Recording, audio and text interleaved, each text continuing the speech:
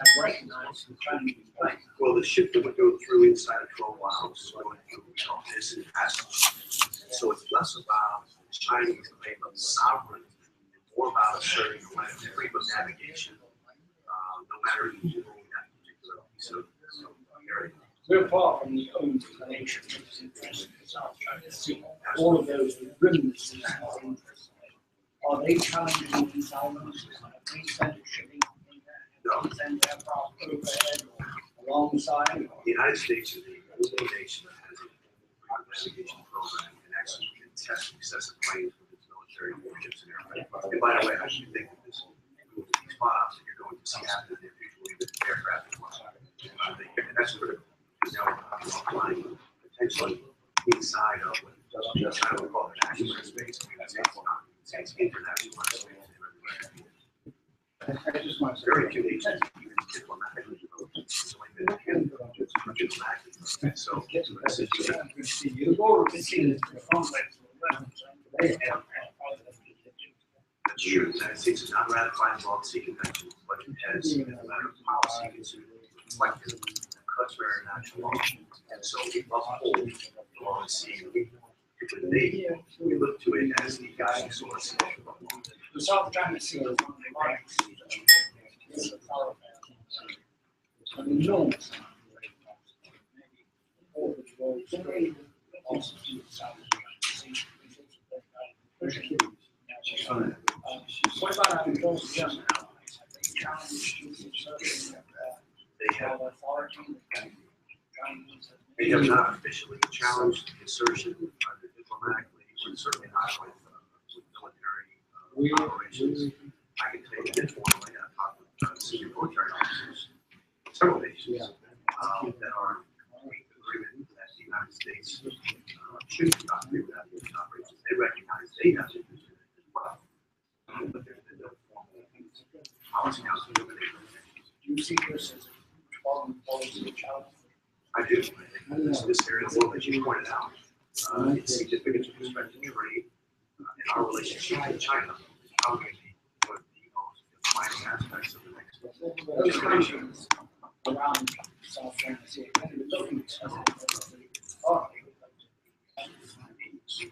pivot to Asia. And I think they're also very interested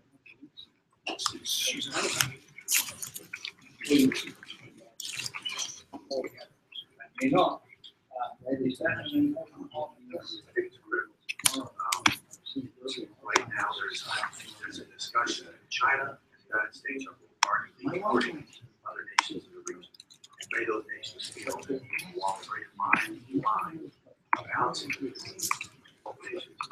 Every nation in the area is economically tied to China. They're critically dependent on that economic relationship. And so we had to take South Korea. Essentially saying, carefully walk this balance to competitive nations in a manner that doesn't need time. So it's going to be Good job. return and Thank you very much. I've got a couple of things. One is commercial identification. I'm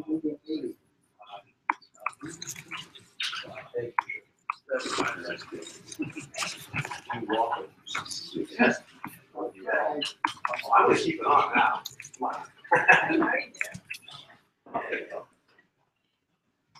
Like the machine, take What it about off. the- Take it off. I need to do a little more of that.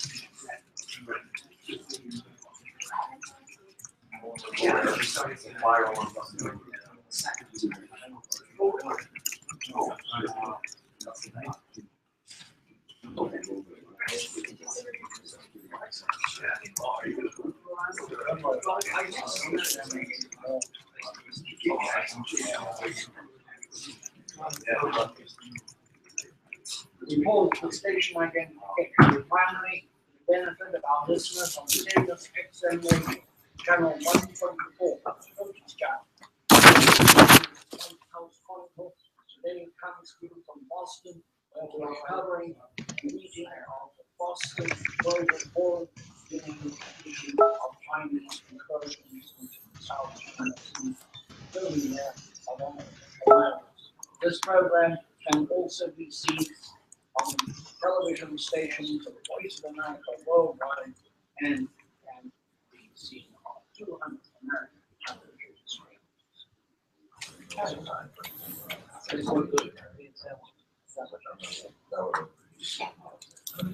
Sometimes you get it, sometimes you just go out, okay, so you're out here. And the first choice of my life,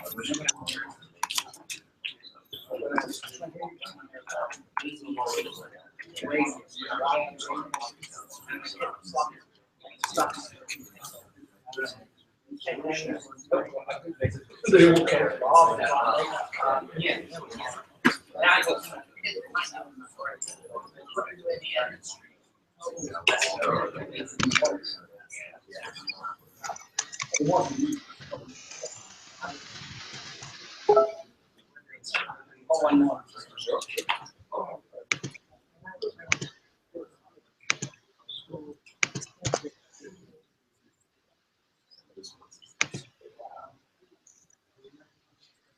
That concludes our special broadcast from the Boston Global Forum at the Harvard Faculty Club in Boston.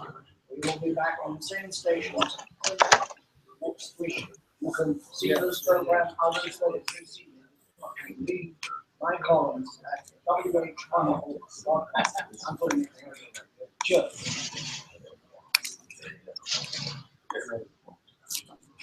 We might do another.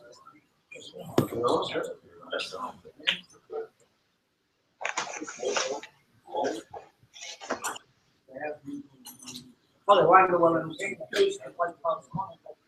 We have a unique broadcast. It comes to you from the Boston Global Forum, Harvard Faculty and Harvard University. A program is about the South China Sea, intentions of China in the South China Sea, and what other nations, especially the United States, can do about those incursions, the claimed territory that has not been recognized and which is claimed by the other nations that serve the South China Sea. Okay. Spouse that? Yeah, We'll do it off. Okay. Hi, David, can I grab you off for about 10 minutes? Sure. What time is it?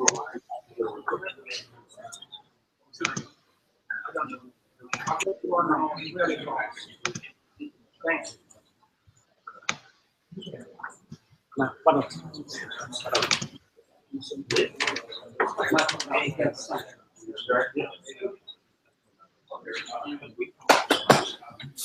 Please take a seat. And now we start now. How are you?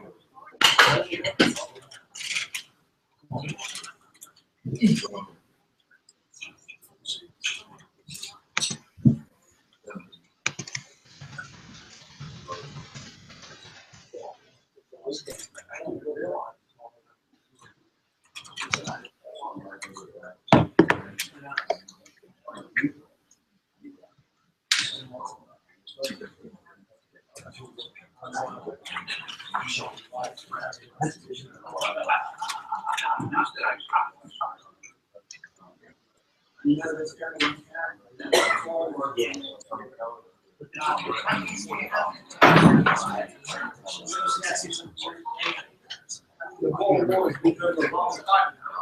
More worried than the world.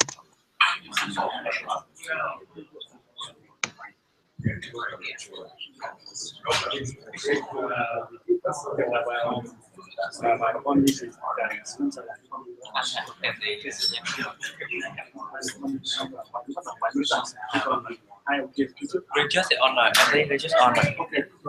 Bill hay Tân. Bill hay Tân gửi rồi chưa hả? Bill hay Tân. Dạ. Nói chung hôm nay hai ông nào không trừ cái bà Bonnie Laser thì ông nào không nói được càng tốt ông nói đâu. Dạ vâng, okay. Richard, can you hear us? Richard? Hello, yes. Okay. Yes, I can hear you guys. Okay, all right.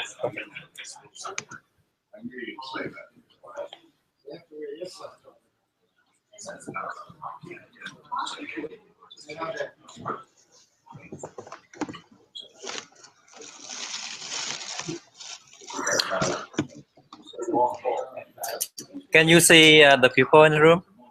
Yes, I can see them. Thank you Alright, very so much. they can see you as well. But I will show the camera to the screen. Okay. Sure. Thank you.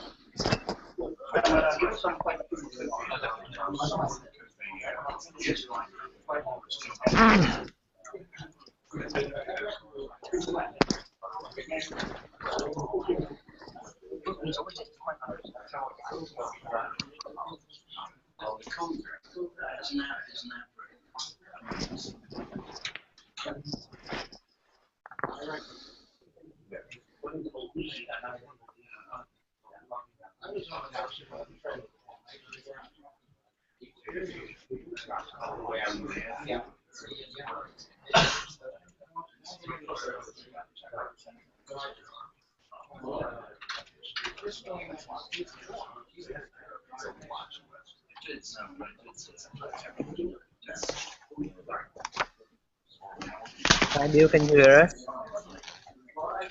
Hi, this is Bill. Can you hear us, Bill? I can hear you. Yeah, can you hear me?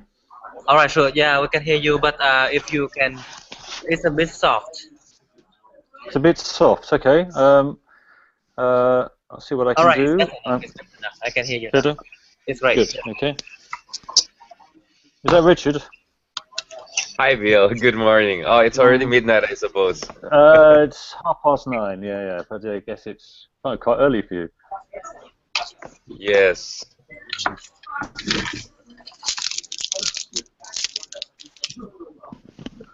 If I want to,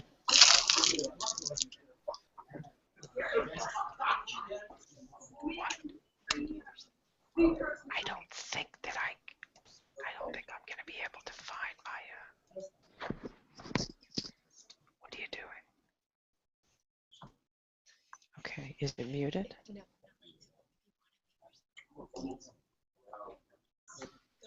No, just hover. Keep on it yourself.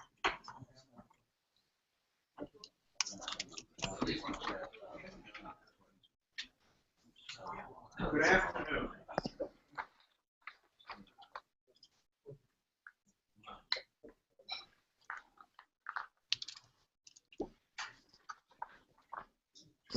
Good afternoon.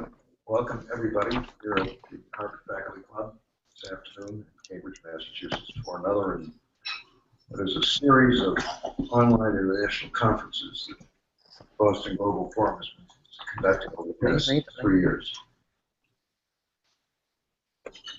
Boston Global Forum was created to see if we could take advantage of a lot of the learning and experience and wisdom of people here in the Boston area and focus every year on an important international issue.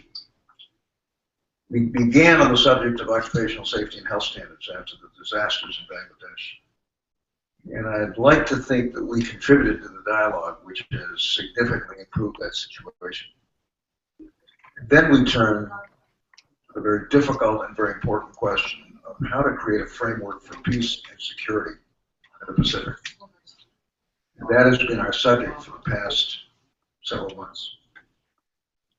And today, we're going to try to conclude that discussion, although obviously our interest in this will be ongoing, because the situation in the Pacific continues to be difficult. The don't think we quite achieved the kind of international consensus that we hoped we could achieve. So this is going to be a continuing effort. But today we're going to try to see if we can sum up our discussion over the course of the past several months and see if we can at least establish a plan, set of principles that might govern relationships in that part of the world. And then we're going to go on to our topic for the coming year, which will be the whole issue of cyber warfare, what we do about it, before we end up with another Cold War, only this time on another aspect of international conflict. For whatever reason, the world seems to be able to produce lots and lots of issues that we can deal with. And there never seemed to be a lack of them. But it's been wonderfully rewarding, I must say, for myself, and I think for my colleagues who are deeply involved in this, and especially for Klein Nguyen, who was the creator of this, to get the kind of response we've gotten and the interest in seeing if we can't do some problem solving.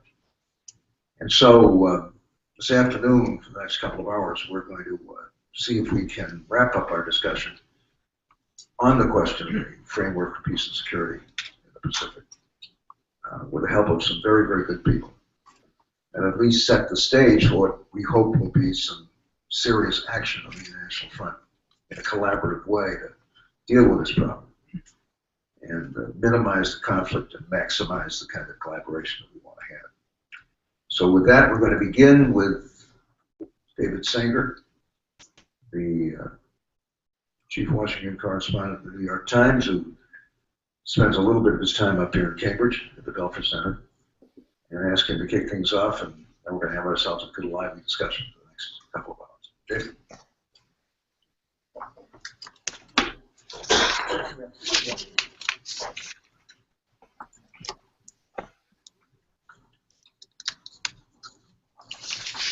Thank you very much, Governor. It's great to be back here at the Global Forum. It's a terrific series, and always enjoyed our discussions here. I thought that maybe the thing I could do that would be most useful at the beginning here, since I come to this more as a reporter than a true academic studying these issues in the South China Sea, though we try to take them up in a Harvard course at Grant Allison I teach, is to talk a little bit about the events that led up to the summit meeting between President Obama and President Xi just 2.5 weeks ago, and how this issue played there, where it factored into the meeting, and where we think it's headed. So, as President Xi was preparing for this meeting and President Obama was trying to set the agenda for it, it was clear that there were some areas where they would be able to announce some significant progress. Climate change was the one that was the easiest because it required the Chinese merely to re-announce some things that they were already planning to go do anyway. That the hardest issue was going to be cyber. The next topic that is Governor Takaki said will be taking up here, and that the one on which they were likely to make the least progress was the South China Sea. And that's essentially how it worked out. And I'll come back to that in a moment. But the subtext of the entire discussion between President Obama and President Xi was to try to figure out whether or not Mr. Xi himself would be in a position to actually make many compromises, whether they could get a better read on the question of why they had misunderstood when President Xi first came to power 2 years ago, how aggressive he would be on these territorial issues. Remember, when President Xi took over, he had come to the United States just a few months before, taken a tour with Vice President Biden, went back to the house in Iowa where he had visited as a young party official, said all the right things. And many in the Obama White House thought that he was going to pursue the line that Hu Jintao's state counselor, Dai Binghua, had written about at the end of President Hu's time, which was basically an essay that said, don't challenge the United States right now or any other major power. Focus on the domestic economy, consolidate your power, but follow what Deng Xiaoping would tell us to do, which was basically bide our time. The moment will come to deal with all these issues.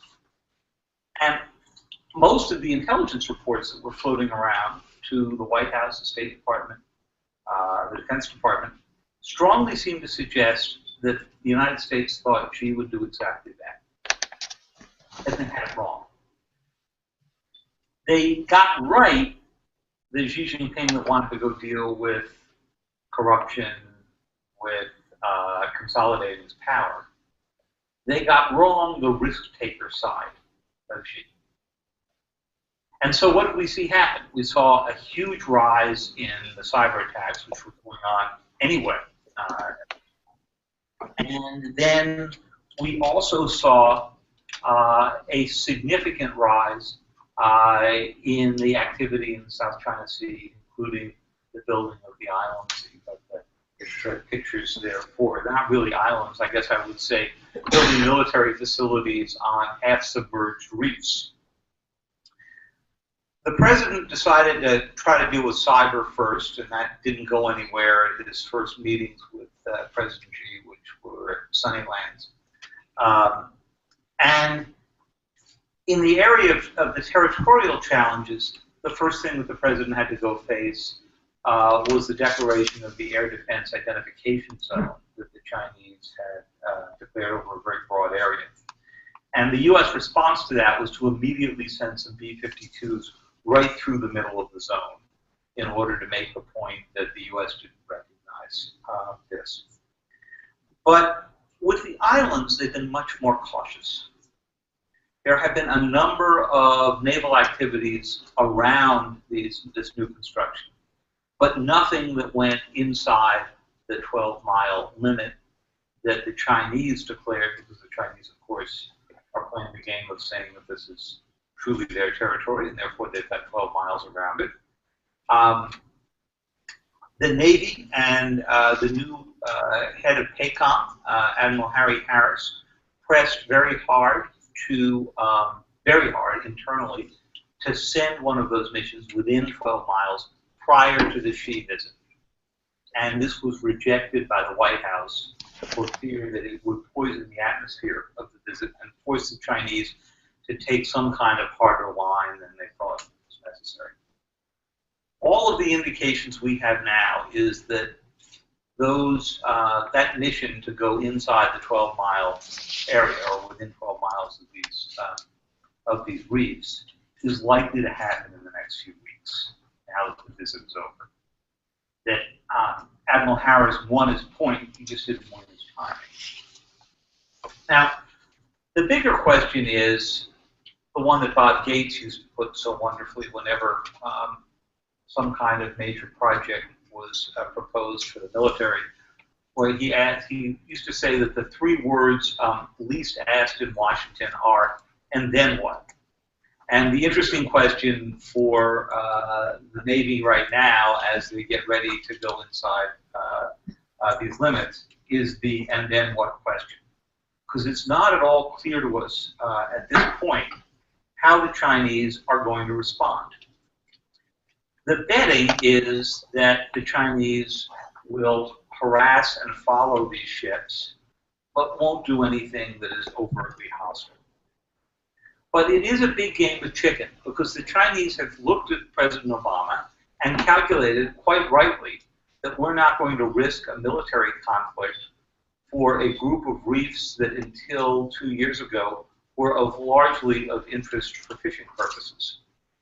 And they've got that right. If you look across the range of the activities that President Obama has engaged in or not, he has very much followed the light footprint strategy. That is to say, he's willing to use cyber assets, he's willing to go use drones, he's willing to arm rebels occasionally and train allies, whether they are the Iraqis or others, but he's not willing to go be in a position that's going to risk a significant conflict. In this particular case, I think they're calculating that Xi isn't willing to risk it either. And Xi has got other problems right now. And what made this summit particularly fascinating was the first one in years, you might argue 2 decades, in which a Chinese leader showed up in Washington in a position of weakness rather than one of strength, largely out of the economic downturn, which has led us to question whether or not the length and degree of support that Xi Jinping has is as great as we initially were saying, or even were saying 6 months ago when people were making the case that he's the strongest Chinese leader since Deng Xiaoping. So that's the situation that we are headed into now. I think the president wants very much to make the point that we do not recognize this territory as Chinese territory. At the press conference with President Xi, he went out of his way to say the United States will fully respect international law on these issues and expects the Chinese to as well. And that was interpreted by the Chinese as a sign that he would, in fact, start the mission up that they're going to head into. I think the bigger question is, can you keep this issue from becoming a very big one in the relationship? And can you persuade the Chinese that most of what they're doing right now is taking the other regional players and driving them right into the American camp? And the American argument is that's just what happens. This is happening now. The Filipinos are talking about reopening a version of Clark Air Base. To do that, they're going to have to throw FedEx out of Clark Air Base. Good luck with that. The Vietnamese have been suddenly very interested in talks with the United States. And here we had that remarkable sight just a few months ago of a leader of the Vietnamese Communist Party sitting in the Oval Office having a nice chat and a cup of coffee with the President of the United States. For anybody in the room old enough to remember Vietnam, that is a pretty mind-bending concept. So I think over the next year or two, the United States sees a moment, not necessarily of the upper hand, but certainly of some leverage here. And that's something probably worth our exploring. I think I've probably gone longer than I promised the governor I would, so I will leave it at that, but I hope this gives you a little bit of a snapshot of where we are today.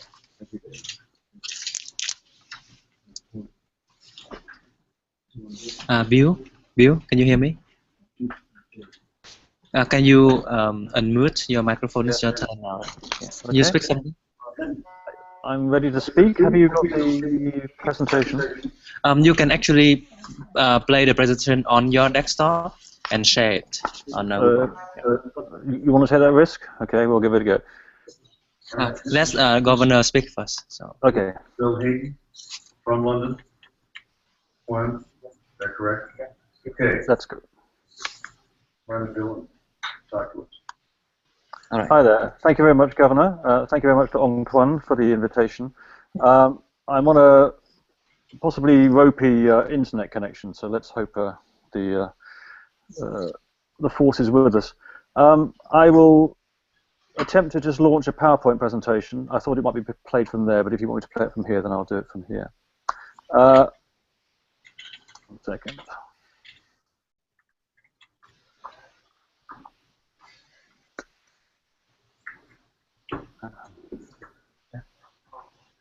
So, yeah, can you see that?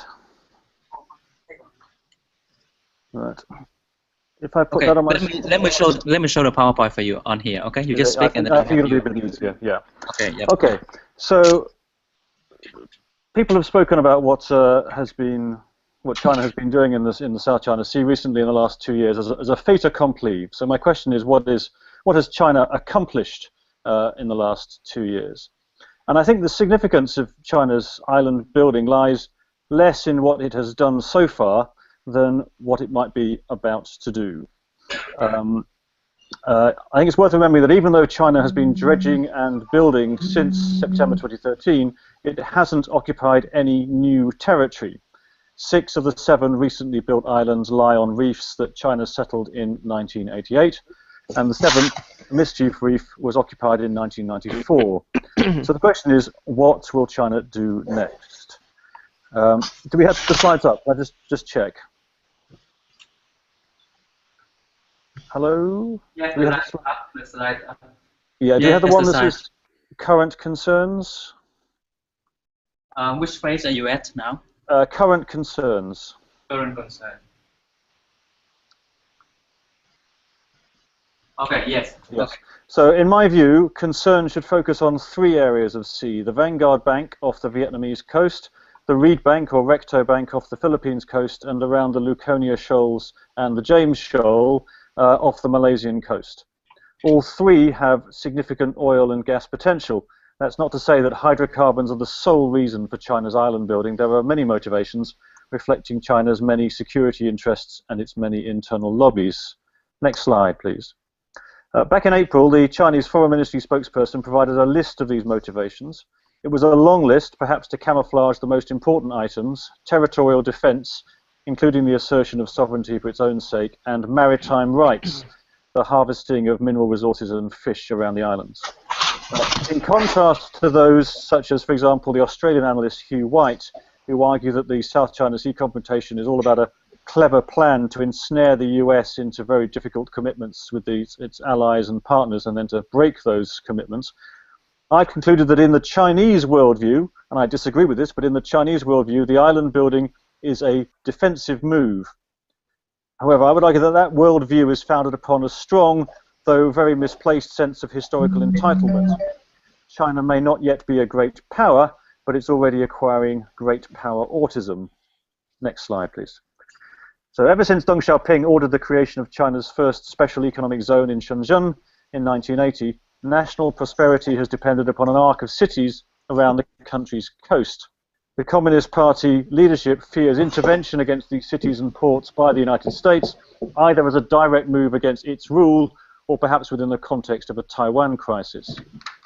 The new islands, equipped with over-the-horizon radar, hypersonic anti-ship missiles and anti-submarine capabilities, would presumably form part of some kind of Chinese sea denial strategy to try and protect its coast. Next slide, please. Another reason is that China has been a net importer of food since 2007, and in turn 2 years ago it overtook the US as the world's largest oil importer. Foreign trade makes up 40% of GDP in China compared to less than a third in the US. Yet the country has no clear access to the open sea. The Chinese Communist Party doesn't appear to believe that free trade and the global commons are sufficient to deliver security. And I would suggest that the more that American officials or foreign affairs experts talk about offshore balancing, which is code really for starving China into submission in the event of a conflict, the more the Chinese military will make plans to try and make that more difficult. By creating runways, bases, and logistics depots on the reefs, China is creating the capacity to project power closer to the Straits of Malacca to protect those trade routes. The Chinese Defense White Paper, published in May, handed the PLA a new strategic task to safeguard the security of China's overseas interests, especially in the maritime domain. According to the White Paper, the PLA Navy will gradually shift its focus from offshore waters defense to a combination of offshore waters defense with, quotes, open seas protection. Next slide, please. Another military reason may be the desire to construct in the South China Sea what submariners call a bastion, an area of relatively deep water in which ballistic missile submarines can hide. The Soviet Union turned the Sea of Okhotsk, northeast of Japan, into such a bastion during the Cold War. China's development of a large submarine base at Yulin on the southern tip of Hainan Island, combined with the recent constructions in the Spratly, suggest Beijing may have borrowed this idea. Next slide, please. On a regional level, China's island building is presumably intended to deter Southeast Asian claimants from exploiting the resources around the Spratlys. Shorter supply lines and reliable bases will enable more Coast Guard and naval vessels and aircraft to be on station. The extra radar and local deployment of patrol aircraft will facilitate greater maritime domain awareness. Next slide, please. Access to fisheries is important. As incomes rose in China between 1970 and 2010, the proportion of fish in the national diet quintupled to 25 kilos a year. As it gets richer, this number will presumably rise. Overfishing has forced crews to look further out to sea. In 1988, 90% of the Chinese fishing industry worked inshore, just close to the coast, By 2006, 60% of the catch in Guangzhou province was offshore. Trawlers received tens of thousands of dollars in grants to expand their capacity to fish further away from home. And hundreds, possibly even thousands of fishing boats from Hainan province received between $300 and $500 a day to go fishing in disputed waters. The next slide, please. And then there's oil and gas.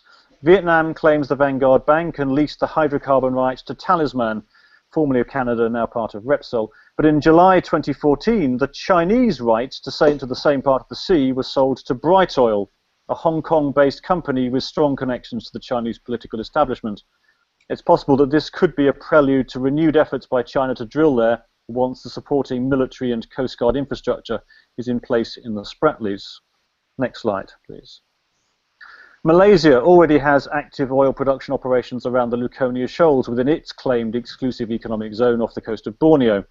However, in June this year, the Malaysian government revealed that a Chinese Coast Guard vessel had been anchored near the shoals for 2 years.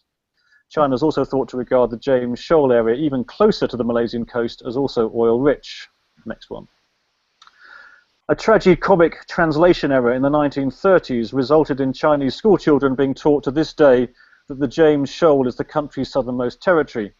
In fact, there is no territory at the shoal, it's an underwater feature. Next slide. Currently, about a third of the electricity used on the main Philippine island of Luzon is generated by gas from the Malampaya field off Palawan. Philippine media reports suggest that Malampaya will run out within 10 years. However, there appears to be plenty of gas under the Reed Bank, which, although inside the Philippines' its claimed exclusive economic zone, is also well within the U-shaped line claimed by China. In March 2015, Forum Energy, London listed but Philippine controlled, revealed it had been denied permission by the Philippine government to drill on Reed Bank because of objections from China, and the company was forced to delist its shares from the London Stock Exchange. We can be reasonably sure that China will attempt to obstruct any attempt by the Philippines to drill in this area. Mischief Reef, with its new runway, is just 60 nautical miles away. It's easy to term these resource grabs as offensive moves, but from a Chinese perspective, I would argue that it's the Southeast Asian countries that are trespassing on Chinese historic territory. This is a Chinese argument, not mine. Asserting sea control in the Spratlys is, I would argue, in Beijing's view, all about defending national sovereignty and protecting maritime rights. Next slide, please. Now, I would argue that this view of history is nonsense. No government administered the islands until the 20th century. Chinese interest began in 1909, when in response to a Japanese merchant extracting guano from Pratas Island, the governor of Guangzhou province launched an expedition to the Paracels. China expressed no interest in the Spratlys until 1935, and no Chinese official ever visited the Spratlys before the 12th of December 1946. Next slide, please. Nonetheless, in the first half of the 20th century, an emerging nationalist consciousness resulting from the sense of national humiliation inflicted by foreign powers created a strong belief in the South China that the South China Sea was historically Chinese. Can we move on to the next one? National humiliation, please. Its origins lie, this sense that the South China Sea is Chinese, its origins lie in an intellectual car crash, combining misunderstandings about history, namely that the Southeast Asian territories that once sent tribute to the Chinese emperor considered themselves to be part of a Chinese domain, with the introduction of Westphalian-type borders into Asia. It's noticeable that whereas China has settled all its land borders with almost all of its neighbours, India being the exception, it's in dispute on all three of its maritime frontiers. I can go into more on that if you want. Next slide, please. It's vital to grasp the significance of this sense of historical entitlement because it underpins everything that China is doing. I say there's a symbiotic relationship between nationalist voices using resource arguments to justify their historic claim and state agencies using nationalist arguments to justify the resource grab. Next slide, please.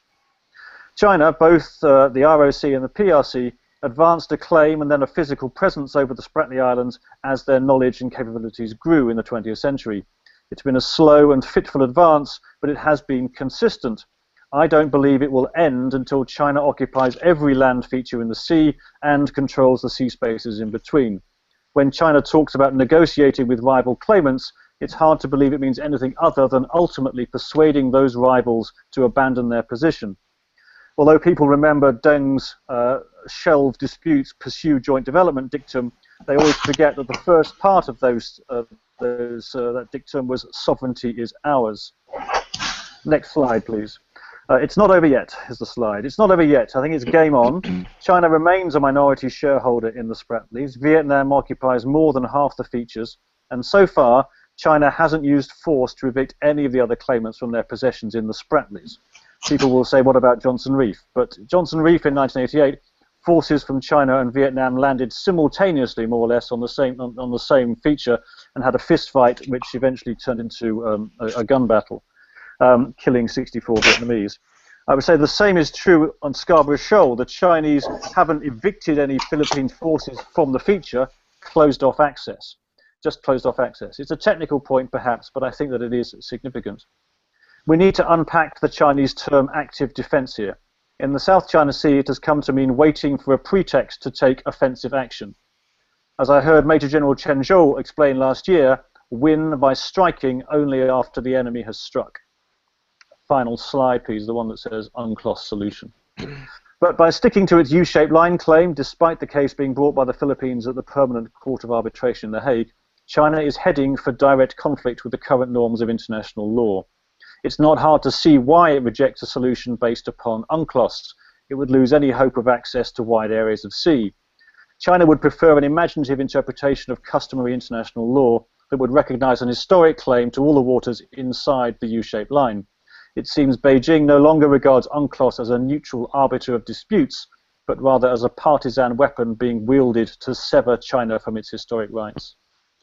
Some Western analysts have told me they believe the U-shaped line is just an opening gambit from which Beijing will negotiate a compromise. I think they're wrong. It is the destination towards which China is inexorably heading. That's the end of my paper.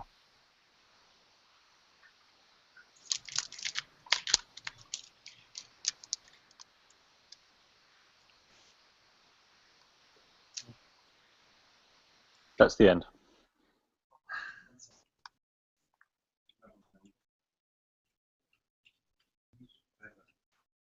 It's finished.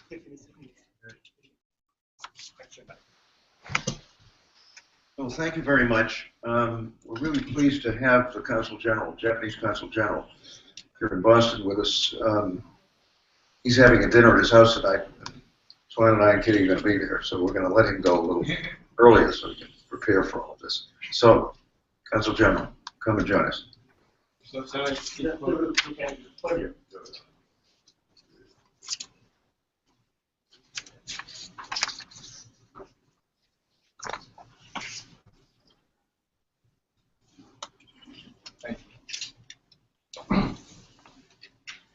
Thank you, Governor, and thank you, everybody. Well, I did not prepare anything as an expert and elaborate as the two previous presenters have done. Only reason I'm speaking here is because I'm the host for the dinner, and unless I go there, there is no food. But I can assure I'm not cooking, so food will be delicious. But seriously, this issue, South China Sea, in itself, is an example of management. But also this is an example of many other issues, particularly from our perspectives. The relevance or the challenge to the international law is crucial. If we let something happen by default, if somebody can do a fait accompli without challenges of international law and international community, this is setting a very dangerous precedent. Where we already have other very serious examples in other parts of the world.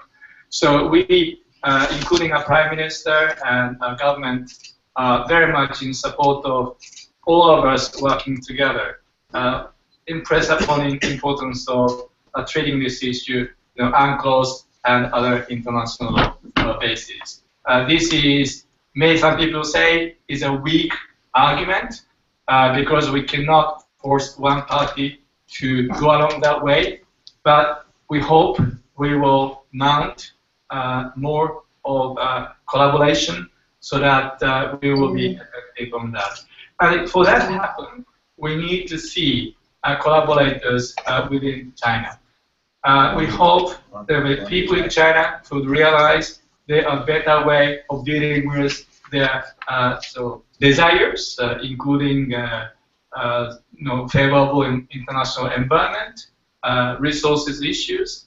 So not only to be fair on us on the issues which is in contradiction of international law, but we will be, for Japan included, we are reaching out anybody who is willing to, for the dialogue, find a solution. Finally, it is critical, without mentioning it, that where U.S. stands on this issue. For Japan, we are particularly blessed by the very clear, strong commitment from the United States in regard to East China Sea. And the American president, the President Obama's clear commitment really changed the environment. So I can safely say where the U.S. stands on South China Sea remains and will be very, very paramountly important. Thank you for giving me this chance to share our thoughts. Thank you.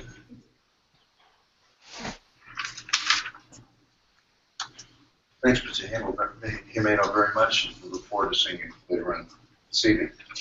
We're now going to turn to Bonnie Glazer, who has participated in some of our sessions, and I think many of you know her and know of her work. She's the Senior Advisor for Asia and the Director of the China Power Project at the Center for Strategic and International Studies. And, I think we're ready to listen to her now. Welcome. Okay, Bonnie, you can start. Yeah. Good evening, Governor. Thank you so much for having me. I regret that I'm not able to be there with you in person, but I appreciate the opportunity to join the conversation. I wonder if my slides are set up? Yes. Okay.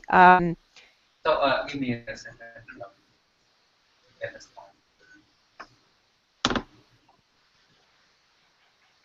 So I don't have very many slides, but I think when we talk about what's going on in the South China Sea, it's really always useful to have some visuals.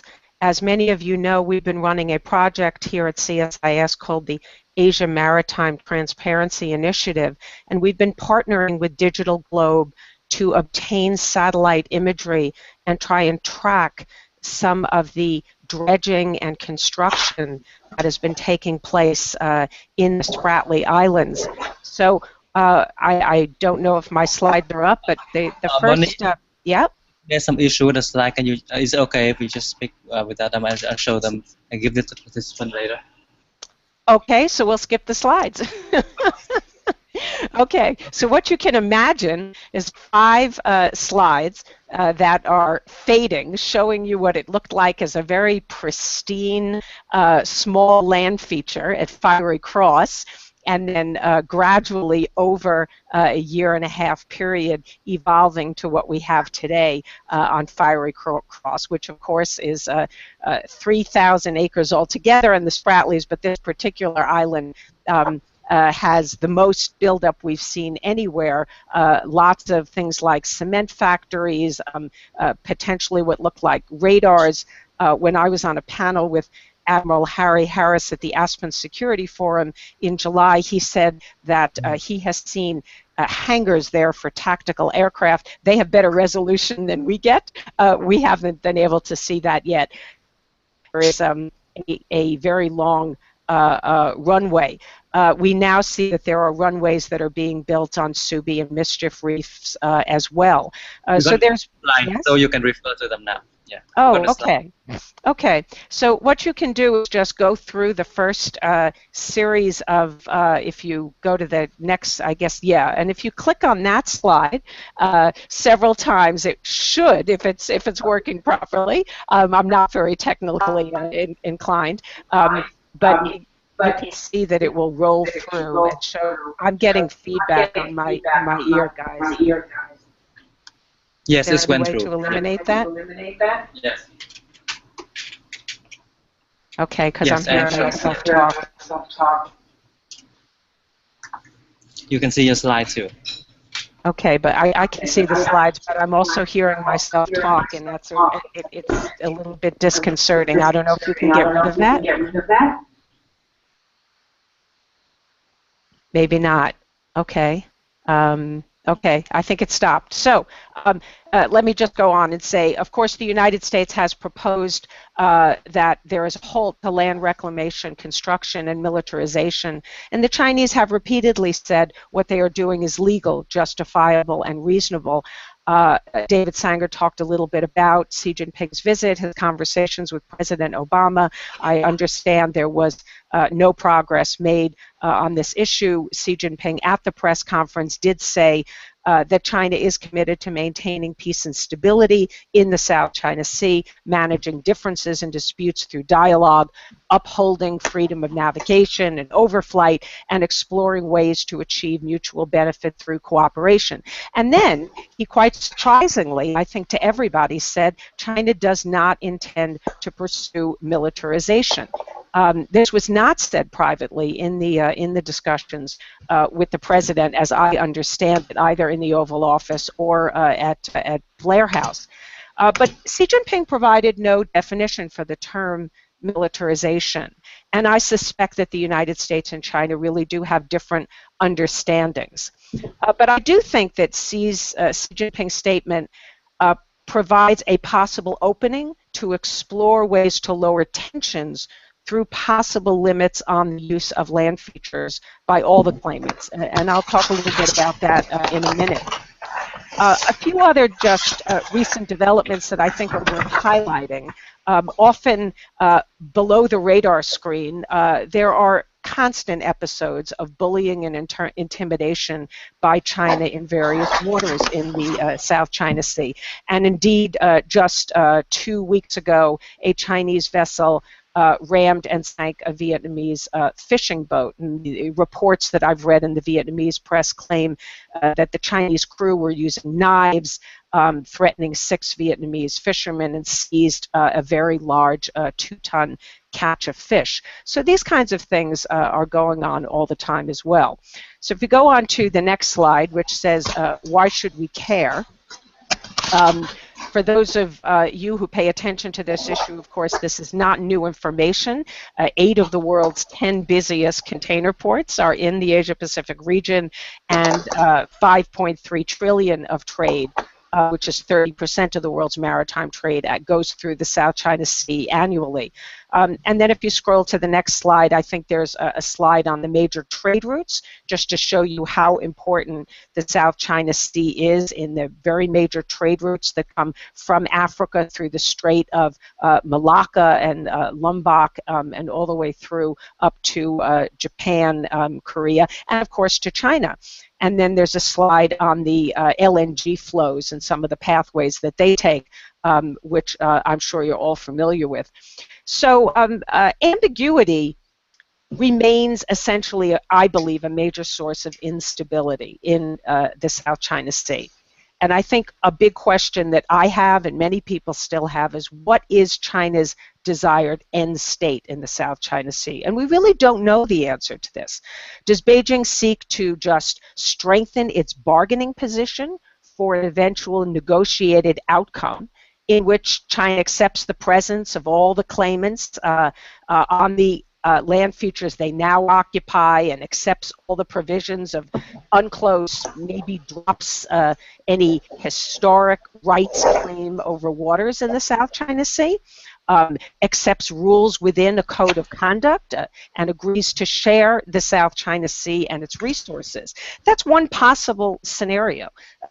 As Bill Hayton was talking about, China's perspective on this is very different. They see themselves as catching up after lagging behind Vietnam and Malaysia and even Taiwan and the Philippines in the Spratlys, and so they clearly want to improve their situation and change the status quo in their favor, and maybe at some point they might want to strike a deal. Of course, another scenario is that the Chinese ultimately really seek complete control over the sea and the airspace in the South China Sea, and maybe have the ambition to eventually control all the land features as well. And I don't rule this out either. I think we don't know, and China remains deliberately ambiguous about both its claims and its objectives. So right after Xi Jinping was in Washington, there was a group of PLA scholars from various institutions in the PLA in Washington, D.C. And there were some interesting things that were voiced in this meeting that I participated in. Some of them suggested, and I've heard this from in fact, Chinese lawyers as well, that China plans to draw straight archipelagic baselines in the Spratlys, which is what they've done in the paracels. This is a violation of UNCLOS. But this, I think, would be quite worrisome and really destabilizing if they move in this direction. Other PLA officers suggested that to defend Chinese interest in these waters, it's not enough to simply have, let's say, gun emplacements or short-range artillery to protect specific land features, but that China must have a force projection capability in the South China Sea. So this goes back to this question of what did Xi Jinping mean by what he said, Wu Yi Jun Shi Hua. For those of you who speak Chinese, we have no intention to militarize. So although China's objectives are not known, its actions, I think, for the past several years have been quite worrisome. There has been, as I said, periodic bullying and intimidation tactics to pressure smaller neighbors to accommodate to Chinese interests. And these steps, I think, are incrementally aimed at changing the status quo. Many people refer to this as, salami slicing, while carefully not provoking any real pushback from the United States. And the seizure of Scarborough Shoal, I think, in 2012, and China's land reclamation provide just two examples. I think it's impossible to roll back China's gains, and I think demilitarization of the South China Sea is not achievable. But the question is, what is achievable? And so I'd like to maybe be a little bit more constructive in that regard. I think there may be potential to cap militarization. So the claimants could agree, for example, on weapon systems and capabilities that would not be deployed on land features in the South China Sea. So, for example, surface-to-air missiles, anti-ship missiles, which I think would be particularly destabilizing. There might be an attempt to define what could be defensive versus offensive capabilities and try to forego acquisition of offensive capabilities if a definition could be agreed upon. And so in that regard, I think that Xi Jinping raising this idea of non-militarization of these features at least is an opportunity. Up until now, I think there really has been just no way forward potentially at all, other than trying to encourage everybody to sign a code of conduct. So I think that the U.S., along with Vietnam and other countries, should take the initiative to promote a common understanding of what might be defined as no militarization, and to try to influence China's approach to implementing this commitment made by Xi Jinping. So then I wanted to pick up on what David Sanger talked about with the pending freedom of navigation operations, FONOPs, by the U.S., and it has been reported that the U.S. is on the verge of conducting what should have been done quietly with no fanfare a long time ago, a mere incursion into 12 nautical miles around a previously submerged feature, low tide elevation that is now a bigger artificial island. So Subi Reef and Mischief Reefs, I think, are the likely candidates here. This doesn't signal a change in U.S. neutral position on the sovereignty issue. The U.S. is simply asserting its territorial rights of transit under international legal norms. And as I'm sure most of you know, the U.S. has a long-standing FONOP program that challenges excessive maritime claims by sailing and flying through international waters and airspace. The list of countries that the U.S. conducts FONOPs against last year, for example, in 2014, included some of our allies, the Philippines and South Korea, as well as our security partners, Taiwan and Vietnam. So this is not something that is intended to be an aggressive action. Unfortunately, it has been misreported by media everywhere as challenging China's sovereignty. And now the Chinese, of course, have distorted it as well as being a very provocative action. So China, of course, has repeatedly warned U.S. ships and aircrafts first to stay out of an undefined military alert zone around its artificial islands. And according to UNCLOS, formerly submerged reefs can only have a maximum of a 500-meter safety zone. So nobody knows what the Chinese mean by this military alert zone. So these FONOPs, if they actually take place, which I assume they will be the first time that the U.S. is conducting such an operation inside the 12 nautical miles of an artificial island that was previously a submerged feature. But the U.S. has been conducting FONOPs in the Paracels and Spratlys in recent years. So it's not as if the U.S. has not been conducting operations there. So these, in my view, will signal China that the U.S. has the resolve to enforce international law. Conducting such patrols are only one tool in the U.S. toolbox, however, and they have to be part of a larger strategy to persuade China to refrain from destabilizing actions and to rely instead on diplomacy to manage and address its territorial disputes with its neighbors. So far, I think Beijing sees the costs of continuing its destabilizing behavior as very low compared to the benefits that it is getting. So changing China's calculus really requires a more effective strategy. In my view, the U.S. cannot do this alone.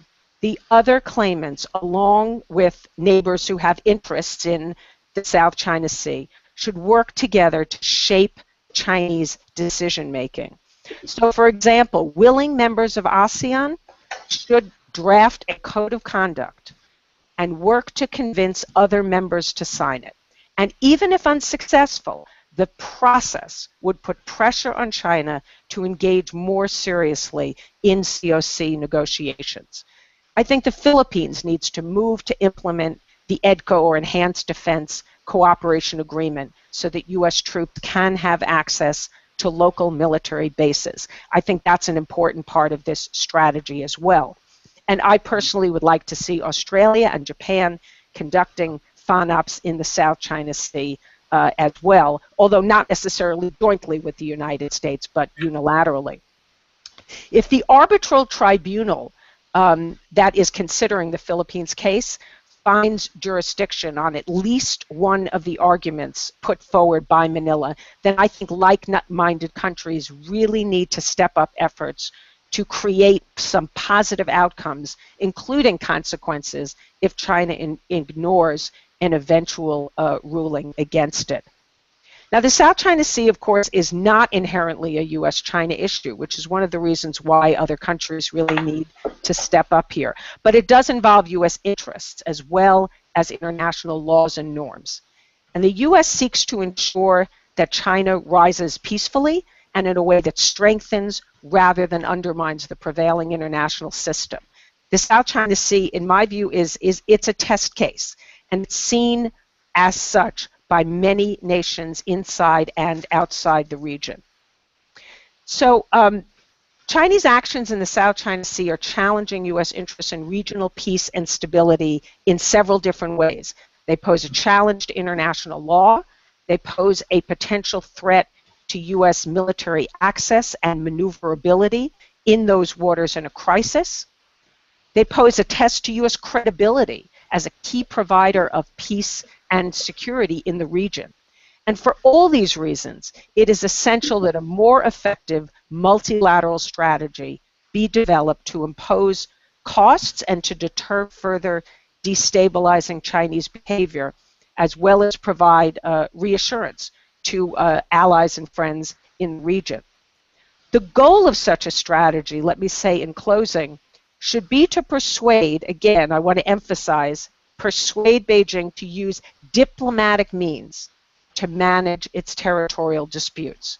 Chinese officials and scholars often remind me, and others, that their country successfully resolved a number of territorial disputes around their land borders in past decades. And that is certainly true, and they did so peacefully.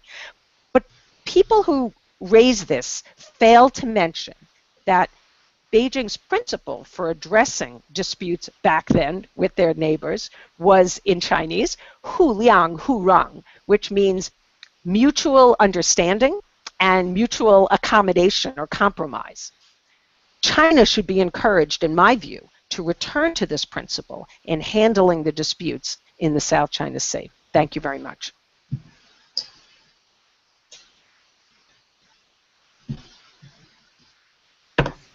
Bonnie, you still there? I am. I assume there were conversations about this when the two presidents got together. And apart from simply saying that they weren't interested in militarization, was there any kind of response to this? I mean, did they say anything about the fact that we're going to have ships floating around inside the zone? What have they said about that, if anything? I do not know. I was obviously not in the room. But the way this was characterized to me is that on this particular issue, there was pretty much an exchange of talking points. That what Xi Jinping wrote in the Wall Street Journal interview, what he said in Seattle, was essentially what he said to the president privately, that China has long considered the land features in the South China Sea as Chinese territory, and that China is going to solve its differences peacefully. Whether President Obama actually told the Chinese that we're going to conduct these operations, I don't know. But frankly, that would be inconsistent with U.S. practice in the past. The U.S. doesn't announce or convey to countries when we conduct these operations. In fact, it's truly bizarre that ever since this was leaked to the Wall Street Journal in May, it has been such an open discussion going on that it's just inconsistent with what is usually considered to be a simple operation. It's not intended to be a military provocation of any kind. And if the Chinese, this is just my view, if the Chinese were to interfere in this operation in the way that I think it was David Sanger who said that they might send their ships or aircraft or try to push the U.S. out, that would suggest that the Chinese are actually asserting a claim of a 12 nautical mile territorial sea around a low tide elevation, which they are not entitled to under UNCLOS. So in my view, the Chinese are very smart if they don't do anything. Strange way for two great countries to do business. Maybe have a different view of how you're trying to discuss these things. Anyway, thank you very much. Great analysis of this. Okay, we're going to turn to Professor Hydarian. Now, was he in the Philippines? Yes. He's in the Philippines. Yes. Professor, are you there? Yes, I'm here, but I'm here in Seoul, Korea. Oh, I see. Welcome to our forum and welcome to the discussion. My pleasure, Governor. Right. I'll keep it very, very short and sweet, given the time constraints involved. Thank you very much again, Governor, for the invitation. First of all, let me say that in the Philippines and ASEAN, I think many countries, particularly Philippines and Vietnam, I think we're glad that President Obama at least mentioned the South China Sea disputes and quite pushed back against China's reclamation activities in the area, because back in 2013, during the meeting in Sunnylands Ranch between Xi Jinping and Obama, there was not much of a discussion apparently on the South China Sea, at least in their formal statements. And I think there's a lot of excitement in the Philippines, particularly among officials, that the United States will finally pierce into the 12 nautical miles territorial sea of China's artificially created islands. I think this is very important because the position of the Philippines is that most of these were low tide elevations that are extension of the Philippines continental shelf. They cannot be appropriated and therefore they cannot even generate their own 12 nautical miles territorial sea. So it's very important for the United States to challenge China's sovereignty claims over those artificially created features. I think there's also a lot of sense of urgency in the Philippines over the reclamation activities in the South China Sea. A while ago, Bill was talking about the fact that China has not occupied new features, but the concerns in the Philippines is that the Scarborough Shoal, which was coercively taken away from the Philippines in 2012, China may have plans of also building, facilities there with military purposes. And of course, China's airstrip construction on the Subi Reef and Mischief Reef is also of huge concern, because the Subi Reef is very close to the Tito Island, which the Philippines called Pag-asa, and the Philippines has had an airstrip there since 1973. And also China is building an airstrip in the Mischief Reef, which is very close to the Second Thomas Shoal, where the Chinese Coast Guard have placed effectively a siege on Filipino detachment in that area, and also close to the Reed Bank, which is very important to the Philippines' energy security, and the Philippines has been very desperately trying to exploit hydrocarbon resources there. So there's this huge sense of urgency in the Philippines that there should be a pushback against China's reclamation activities and its posturing in the region.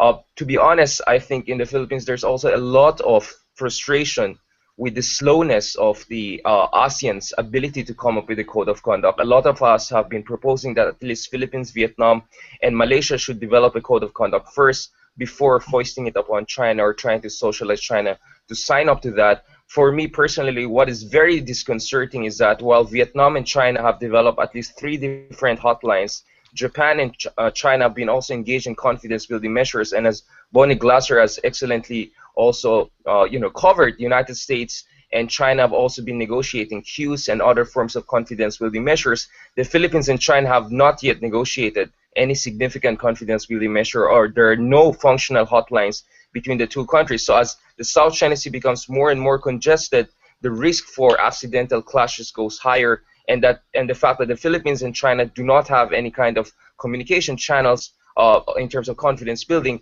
that is a huge concern for me. And I think what we also have to, in closing remarks, keep in mind is that these reclamation activities in China are overlapping with other clocks. For instance, in terms of the legal arbitration within a month or so, we should know if the arbitration tribunal will exercise jurisdiction on this issue. And of course, with the APEC summit in the Philippines coming soon, we hope that South China Sea issue will also be on the table, but will be discussed in a constructive manner. So I'll just keep it short and sweet, and thank you very much again for the invitation, Governor. Thank you so much. Let me ask you a question. Why has the ASEAN process been so slow? Right. When it comes to the political security issues, when it comes to political security issues, it's really a unanimity-based decision-making. In terms of economic affairs, I think ASEAN has done better because the decision-making process is the ASEAN minus X formula. But we do not have that in political security matters. So it takes one country, let's say Cambodia or Laos, which are very close to China, to say no, and nothing will really happen. And that's why we're saying at least there should be a code of conduct among ASEAN claimant states like Malaysia, Philippines, Brunei, and Vietnam before we can pressure and socialize China to signing up to that. This is essentially what we did with the Treaty of Amity and Cooperation before asking US and China and other countries to sign up to that. Well, it's great to have you with us, and I hope we can welcome you back to other discussions that we do have. But thank you so much for being part of this. Okay, now I'm going to ask Dick Lazola to join us. All right, well, thank you. One of the originals around here is part of this effort for a long time. Yes, my wife tells me I'm an original. Well, thank you for inviting me to speak a little bit. I'm such an august group of China and Asia experts that I said, well, I must be able to contribute something to this conversation. And I said, well, let me take a look at it from strictly a communication, a PR point of view, which is what I do for a living. And the bottom line is China is clearly in violation of UNCLOS. It's been the law of the sea since 1994. It's been recognized by all the participants. And in terms of telling the story, I think we need to tell include that message in the story. We need to give our message a legal underpinning. And also in terms of awareness, one of the things that I thought was pretty interesting is Tuan asked me to speak a week or so ago, and I said, my God, what am I going to talk about? So, and I started reading news articles, and then the Democratic presidential debate came along, and how many people watched the debate? How many people saw Jim Webb saying, we're all paying all this attention to the Middle East? What about China? What about the South? What about the South China Sea? What about, and you know, that took the awareness level among the American public from here to here. But what else can we do to win the argument and to convey our side of the story? And I think about Frank Luntz, who spends his life coming up with the right words to make his point of view. And he gave us such lovely expressions as job creator and the death tax. And this is a guy who devotes his life to using the words that to make the case. And so I started thinking, well, how do we communicate the problems in the South China Sea? And for one thing, the press always says they're the disputed islands. They're the disputed territories. They're Vietnamese territories. They're Vietnamese islands. If that's our argument, then call them Vietnamese islands. Give them Vietnamese names. Argentina didn't fight over the Falklands. Argentina fought over the Malvinas.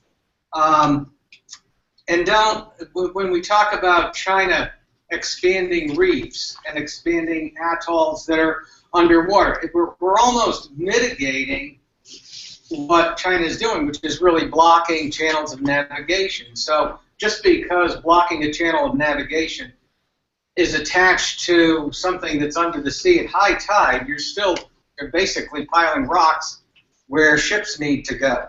And the other, I'll just conclude with one last point, is when we talk about the runway on one of the Spratly Islands, and whether it's militarized or whether it's not. We talk about the island, and we talk about the runway, say it's long enough to land a B-52.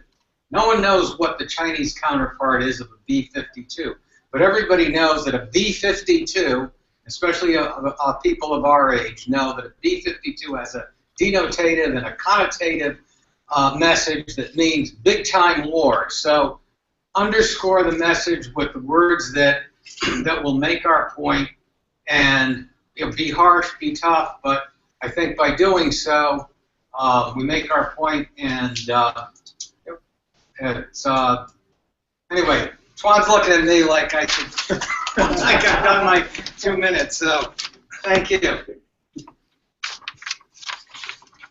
Well, I suspect part of the problem here is that while the United States, in this particular part of the world, talks a lot about international law, you look at U.S. conduct in the Middle East, I don't see any observance of international law at all. And you've got to be consistent in this business, folks. So I imagine that when we start talking about international law, I suspect our Chinese friends scratch their heads a little bit, since they're not quite sure whether what we're talking about in Asia is what we're talking about in other parts of the world. And I think that compromises our ability to be effective under these circumstances. We'll see. Anyway, we're pleased to have Dr. Lei Wong with us. Welcome from Boston University. And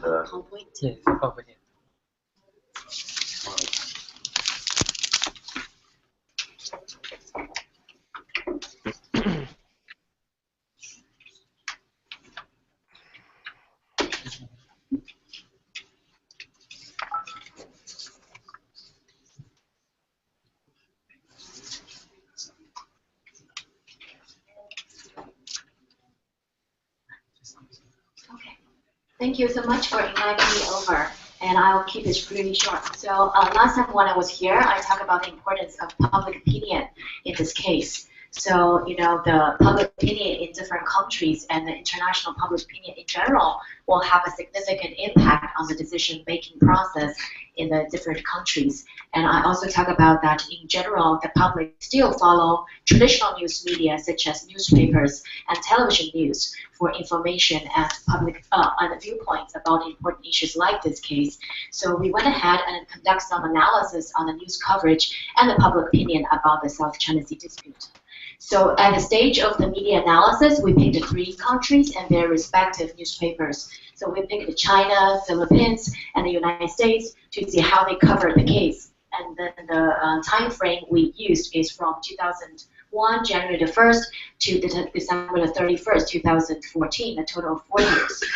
And as for the public opinion, we look at how Twitter users talk about this case. And then from 2001, 2011, 2014, you can see that there are a total of about 372,000 tweets that talk about the South China Sea. And you can see from this graph that South China Sea dispute triggered a lot more conversation in the year of 2014 compared with the previous years. So we just did took some samples and did some preliminary analysis. And I'm going to show you some results. So we are using network analysis to see how newspapers cover the interactions between different countries. So in this graph, you can see each node represents a country, like 1 represents China, 2 represents United States, 4 represents Philippines.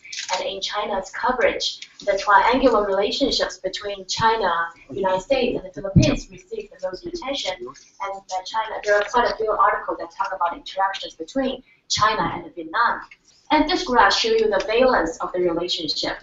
Red represents positive, yellow represents neutral, and blue represents negative.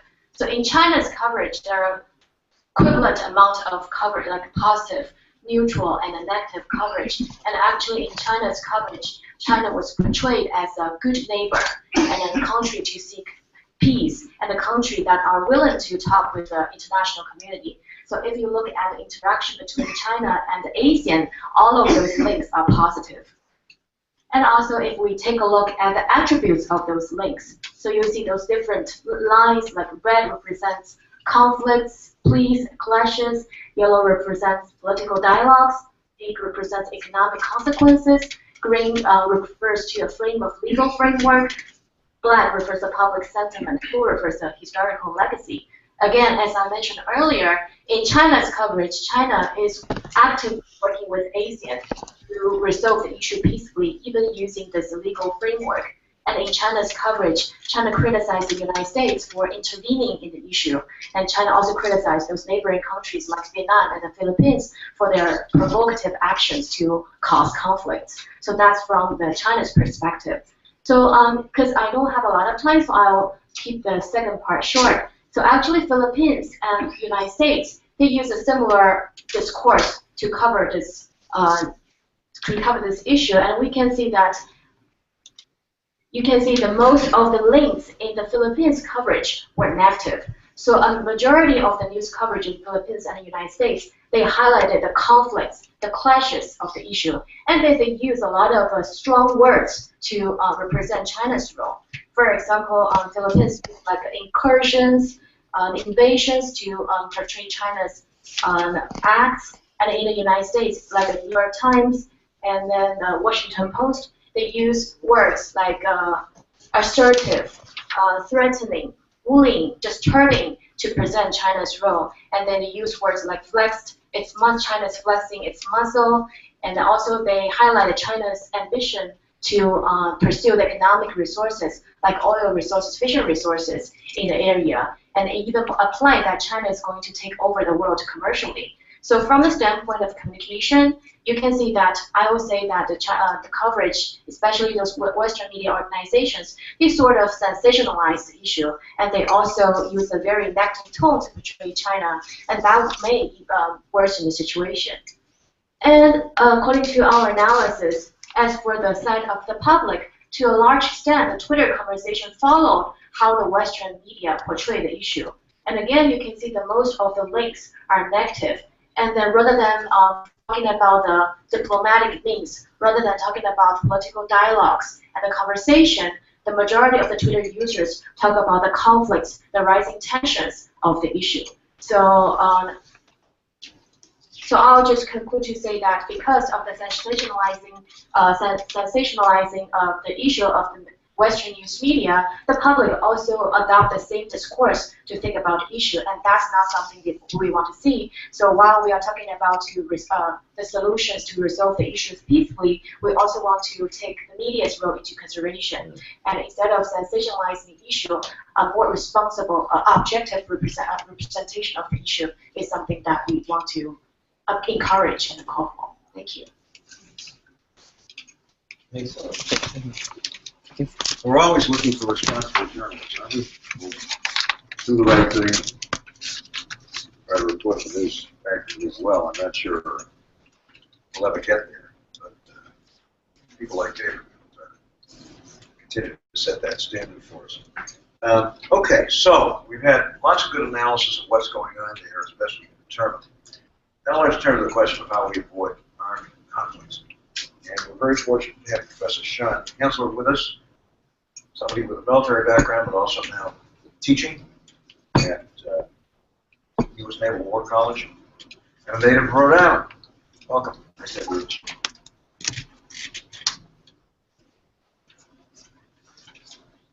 Thank you, Governor. And I'm glad that we've got, kind of figured out that each of the problem is might be the easy part. So you gave me the, what's the solution? So 7 minutes, I think I come up with the solution to the problem.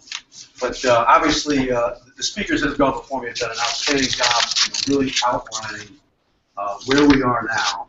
And so what I'm going to do is really zip through some slides here, and I apologize to move beyond them to get to the slides I really want to talk about. These are the 4 questions that I want to discuss. I'm really going to linger on the last 2 there. What are China's objectives? And actions do speak louder than words, I would suggest. And I think we need to think through what China's objectives are if we're going to come up with a solution or some type of strategy to deal with that. And so I'll go to what's next. I'm going to move fairly quickly through slides to discuss the things that we've already discussed before and get to this first thing. Now, I teach at the Naval War College in Newport, Rhode Island. Everything I say here is my own personal opinion. It doesn't reflect the views of the Department of Defense, the Department of the Navy. I know you've all heard those disclaimers. But this is where I live. This is who I teach. I teach flag officers and senior officers that go out to our numbered fleets and work what we call the operational level. So the way we view the world is we're the M in the dime fill. It's diplomatic, informational, military, economic, financial, intelligence, and legal. Those are the tools at the strategic level of the toolkit to accomplish your objectives. We reside at the operational level. We like to think that we have a phasing construct where we're trying to shape the environment here in the South China Sea so that we don't have to get to a crisis type situation. We get to deter, and that's what we have to do. We have various theater campaign plans and security plans to try to work with regional partners, and you see us doing that across the Asia-Pacific region. Things like trying to get base access, conducting multiple exercises with many of the nations in the region, foreign military sales. At the end of the day, trying to increase capability, capacity, and interoperability. With the Chinese in particular, people are not aware we've had extensive military relationships with them over the past few years, to include the exchange of our senior naval officers here recently. We conducted port visits in each other's nations. We had a Chinese ship come to Waisu. We've negotiated agreements to eliminate the possibility of miscalculation in the air or at sea, and obviously we're going to conduct FONOPs here in the near future, at least according to the open press. So that's how we view the world.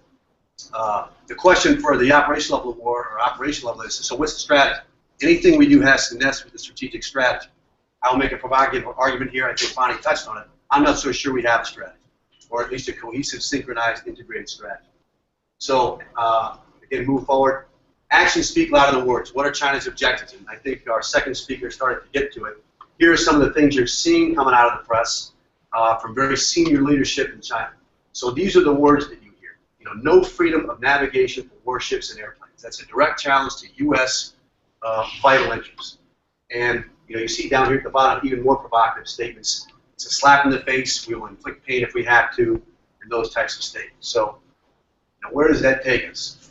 And so here's the actions speak louder than words. We've seen timetables. I couldn't put everything up here on one slide, But at the end of the day, you can probably divide what China has been doing into three categories over time. Initially, when Mao took over, it's an island reclamation campaign. Sever sovereignty. Take those islands that are historically ours. And then we have an operational pause in the late 1990s and in the 2000s. Focus more on regional integration.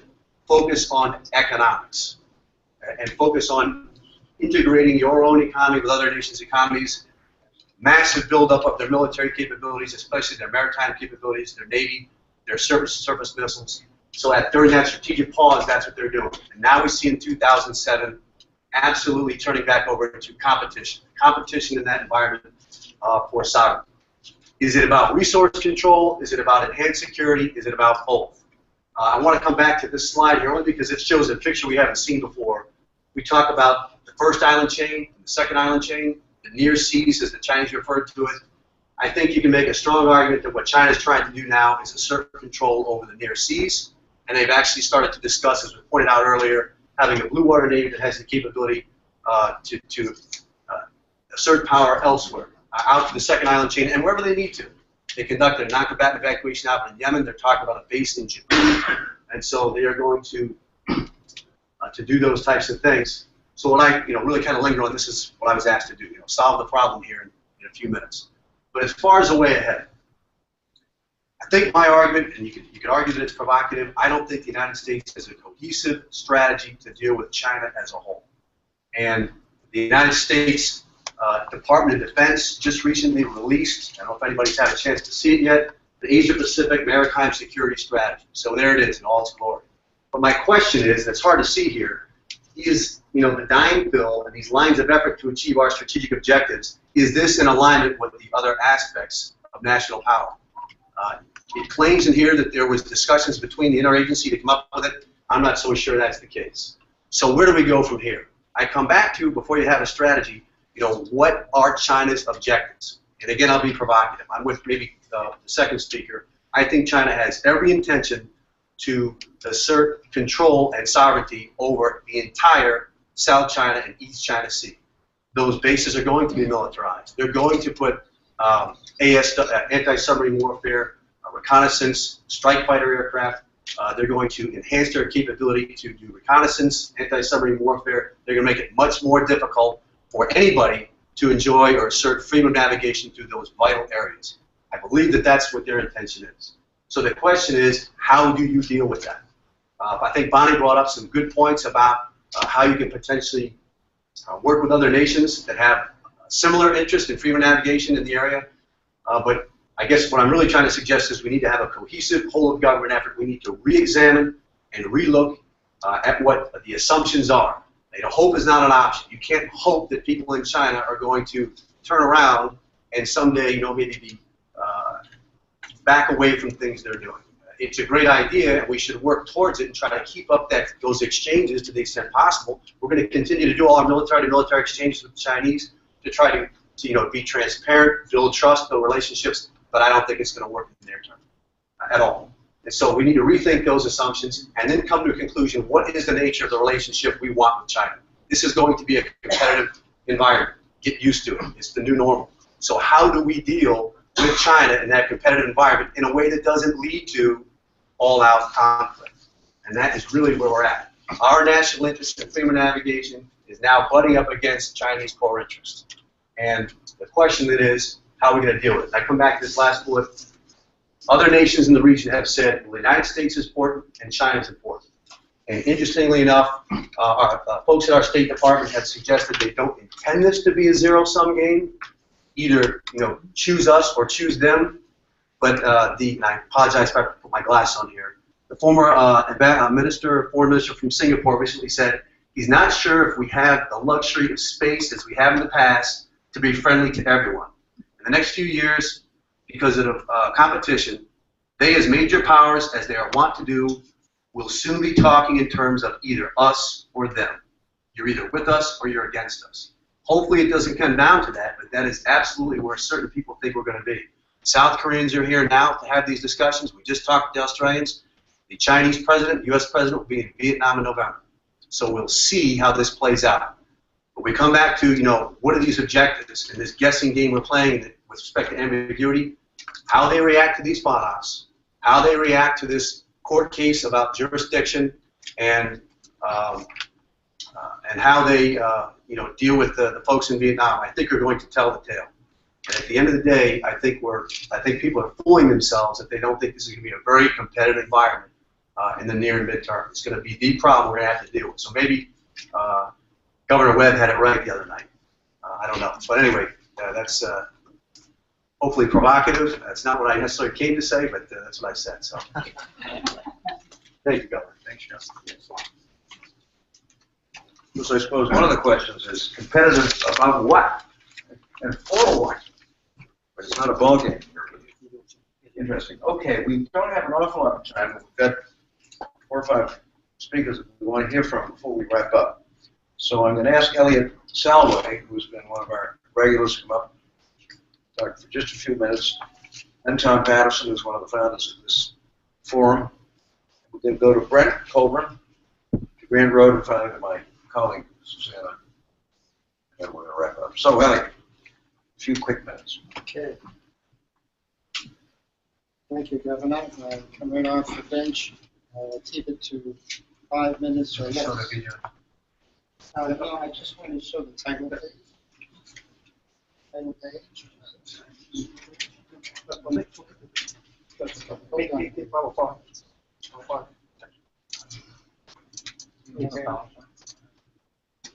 No. This one? No, PowerPoint. PowerPoint. I just have the.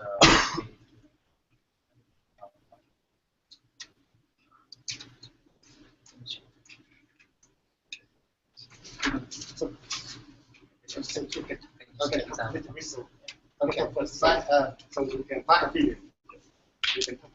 My job at Boston Global Forum is in terms of increasing awareness through art to the community at large and to the world at large on the problems that Boston Global Forum chooses to look for solutions. The first one is we're dealing with now the South China Sea. When you see this video, it's going to be 3 minutes. I want you to keep in mind the quote that we have caveman minds and at the same time science fiction weapons. And when we look at these videos, Being on the reefs where the water level covered half their bodies, the Vietnamese sailors set up commanding positions along the edge of the reefs to lay the defending lines and tried to prevent the enemy from advancing forward. They were threatened by the Chinese to retreat from the reefs. This intrusion caused strong reaction from the Vietnamese defenders to hold their flag. They determined to hold on to the reef and keep their flag flying at any cost.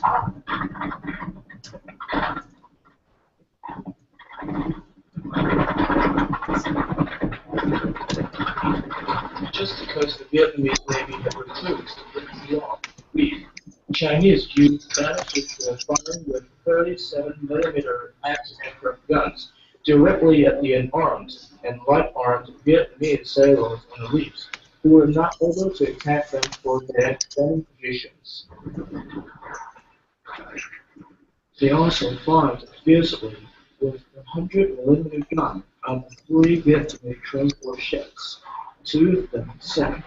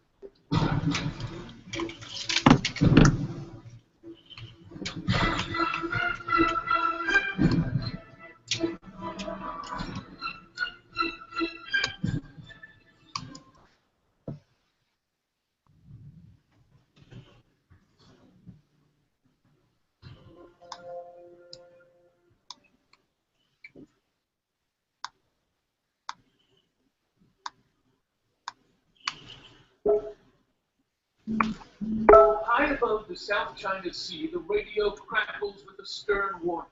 The source of dispute appears on the horizon seemingly out of nowhere. Islands man-made by China, hundreds of miles from its coastline.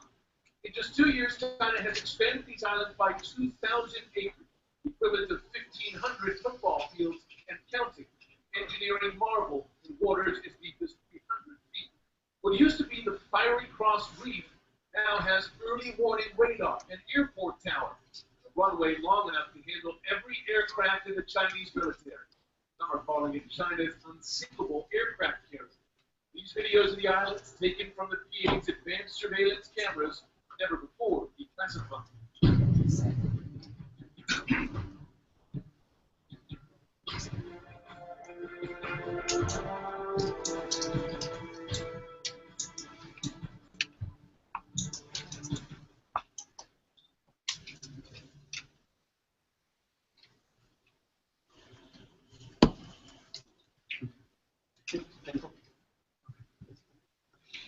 I apologize, we don't have the PowerPoint, but I'll take 2 minutes to let you know and tell you. In Eastern Europe, I'm working with a Project Exodus, which I co-founded, where we work with children, painting and creating images that have to do with genocide and the causes of genocide and crimes against humanity. I'm taking that same framework to Boston Global Forum. I am going to China and talking with the art community about doing the same thing. The idea is to have young people, not only teenagers, but if we go down to even 8-year-olds, we can increase empathy, we can increase perhaps in the future and prevention of these kinds of things. Again, I apologize not having the images, but thank you very much. Mark.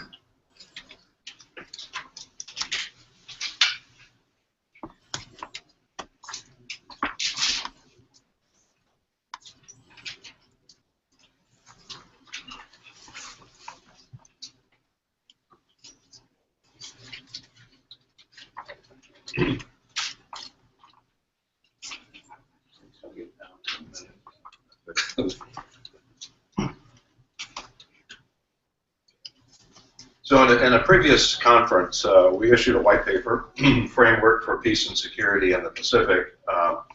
It's posted on our website. For this conference, we prepared a follow-up report that focuses entirely on China's actions in the South China Sea. Again, it's on our website, and I'll just briefly say what it contains. It contains a detailed documentation of China's aggressive actions in the South China Sea. Explains, as best we could, China's lack of transparency about its intentions, and in detail discusses China's rejection of the use of international law to govern these disputes, and its insistence on bilateral solutions which would put the former nations at a disadvantage in such negotiations. And we conclude the report with a set of possible responses to China's actions. One, finding ways to strengthen international law, and particularly the UN Convention on the Law of the Sea, fostering economic integration in the region on the assumption that interdependency will reduce the likelihood of armed conflict, developing a code of conduct along the lines that was discussed earlier in this session. And finally, we ask, but really don't answer the question of whether a strategic alliance is needed in the region. It would be an alliance where the member nations would stand together in the face of aggressive action devoted or directed at any one of them, minimally including the US, Japan, South Korea, Vietnam, the Philippines, and Australia, and would be formed with a standing invitation of membership to China, should it agree to the alliance's norms and standards. Again, that's a quick summary. It's on our website, and I invite you to take it up. Thank you. Brent. Sir. So first of all, thank you for the forum. Thank you, Governor, for having me. And I also want to give my best to the junior Chinese intel official who's probably listening to us right now. Hope they've enjoyed all of the presentations. I was given a very similar assignment as the professor. In 3 minutes, talk about how we avoid armed conflict in the South China Sea. I'm at the Kennedy School right now as a fellow, but before that, I was the head of public affairs at the Pentagon under both Secretary Hagel and the first 6 months of Secretary Carter's tenure. As you all know, the #1 qualification a public affairs person has is that you get to sit in a lot of meetings with a lot of smart people. These conclusions are based on those wonderful experiences. I'll keep it very, very short. I think 2 things we have to keep in mind. Bonnie hit on one of these earlier. First of all, you have to remember this is crucial for U.S. economic interest. Those of you that have been to the Straits of Malacca and seen this flow and transit of goods understand that what we're talking about is a strategic situation with economic impacts. And so that's something that matters to people here at home in a way they may not realize, but is very real if we get this wrong. And second, we just need to remember that when it comes to China, we're playing the long game, right? This is the 30, 40-year problem. And that has to influence our thinking. So a lot of what we've talked about today is how do we deal with this right now, but a lot of what I'm going to talk about is how do we deal with China writ large. But this is a symptom of the types of problems that we're going to have. 4 quick things, 3 that will resonate as things we've talked about today, 1 a little bit outside the box. The first thing we need to do is make sure we have clear lines of communication. That's at every single level. Professor talked about a lot of those. Tactically, we need to be making sure we have codes of conduct for the intersection of ships and planes, so we don't have accidents and unintended incidents. That's happening. We're working on that. I think we're making some progress. If we stick to them is another thing, but we're starting to put them in place. Second, moving up the tree a little bit, mill-to-mill relations. I think we've made progress under that. It was a real area of focus for both Secretary Panetta and Secretary Hagel. And again, that's very important over the long run because that mill-to-mill, especially the uniform-to-uniform relationships, can become a safety valve and also a conduit for trusted diplomacy when traditional diplomacy is being gummed up by public discourse and some of the rhetoric that political figures in both countries may be using. And then finally, we're going to have this conversation in public at a political level. And I think it's incumbent on us to make sure that we do that in a way that shines a light on what China is doing. We saw Jim Sciutto's piece about his P-8 flight that garnered quite a bit of attention. I think the most interesting thing to remember about that is that was a regular P-8 flight that we flew every single day, and the Chinese only got angry once it became public that we were doing that. And we were not public about the fact we were doing it, it's just that footage was on TV every day. So that public discourse and transparency from our side, even if they aren't transparent, is important. Number 2, long-term military spending and planning. We have wolves closer to the door right now in terms of the Middle East and what's going on with Putin. But we can't lose sight of the requirements that we have to make sure we are investing in this part of the world. A lot of what the president's talked about with the rebalance. We have to stick to that. That includes making sure that we are addressing not just these examples of a Chinese military that is looking outward more and more.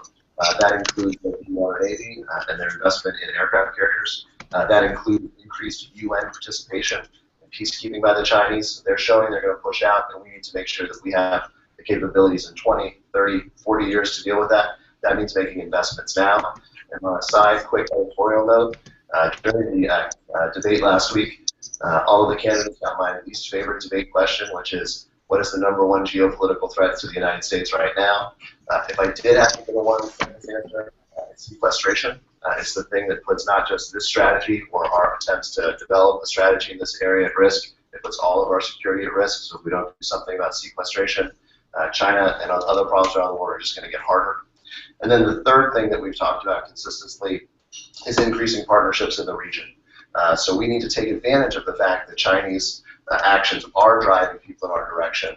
We saw this last spring at the Shangri-La Security Dialogue, which happened right after that CNN report and right after pictures were released showing howitzers on some of these islands. There was a very different tone with a lot of our partners, both traditional and non-traditional partners in the region. So Australia, Japan, South Korea, but also Vietnam, Malaysia, Philippines.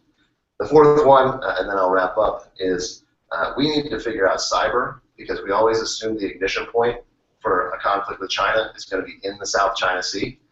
The ignition point can be in the cyber realm, and then the escalation can be in the South China Sea, a place where we are about to have a lot of ships and planes flying around in very close contact. So we need to look at the entire China problem, especially the wild west of the China problem, which is the cyberspace, get our arms around climactically, so this doesn't become where bad gets worse, not just where bad starts. So, wow, was that pretty good? Yes. 3 minutes? Okay, great. Thanks, guys. Thank you all. Okay, Grant. Just a few minutes, no, wait a minute. Did you lose Suzanne? Oh, go away. See you. Thanks very much, Governor, and Tuan. There have been many interesting and useful comments here today. I think Sean's talking about the need for some kind of comprehensive national strategy for China, extremely important. A couple of different ways of looking at that are hard power, soft power, smart power. And we have to think about the soft power aspects on the dime. We talked about the military side. I'm going to bring two small suggestions that are on the DI and E side. The first one is that in the last paragraph of Bill Hayden's book, he talks about the need to de-escalate the South China Sea, that Taiwan can play a very important role because they actually developed the map in 1947 on which the line was based. I spent a very interesting hour with a Taiwan scholar, an international legal scholar, this summer, looking at that map. And if you look at it, there's a line in the upper left-hand corner, which is the land border of Vietnam and China. And then the same type of line comes into the South China Sea, but it's separated by dashes. His interpretation of that is this is not a settled boundary. This is subject to negotiation between the parties. This is not the story that we hear from China about this, but it kind of takes the wind out of the sail for China. If in fact this is an informational point, this is an eye out of the dime. That one point that we could pursue. It might be worth inviting some of these Taiwan scholars to talk to us in more detail. The second point that I wanted to bring up is, and I'm sorry the Japanese consul had to leave early because they played a very important part in this, and that is that, if you remember, on September 25th and 26th of 2012, after the so-called nationalization of the Senkaku Diaoyu Islands, that the fleet from Suao Harbor in Taiwan came up and was repulsed from the islands by the Japanese Coast Guard in what looked like a fog of war photos at the time. Very dangerous. There could have been encounters. There could have been collision. There could have been a ship sinking. And but somehow President Ma Ying-jeou of Taiwan and Prime Minister Abe of Japan had a statesmanship moment where they decided that they would break the impasse negotiations of 16 years of negotiations that had failed to come to a fishing agreement between Taiwan and Japan. And that spring, in April, they actually concluded that fishing agreement. So I went to ask questions about, how did this happen? How is it actually being implemented? Is it a success? Is it not? So, short agreement, a couple of pages, 5 articles, but good description of an area 3 times the size of Taiwan that is now a joint fishing area between the parties. The big areas of discussion between them are in the southern part where there's a triangle that's almost right over the Okinawa Trench, and on the east side where there's a quadrilateral. So there are zones in here where there's the most conflict between fishing boats between Taiwan and Japan. And so the fishing committee that was set up in Article 3 of the agreement meets at least once a year, and they have managed to sort out the hard problems of whether to fish west or north-south. The nets are 40 kilometers long, 25 miles long. They cross. The Taiwan nets are much heavier. The Japanese equipment is destroyed. This big problem. But the committee has been able to work this out. They're working hard. There are 2 small triangle areas that are not settled yet, but they're still on the negotiating table. So I just wanted to bring this up as an example of something out of the diplomacy and economic side that Taiwan is now involved in negotiating fishing agreement with the Philippines, moving to the South China Sea. And so that this is a model that could go on with Vietnam, but we would perhaps hold examples as food for thought. So there is hope for a little constructive dialogue. Professor Iger. Yes.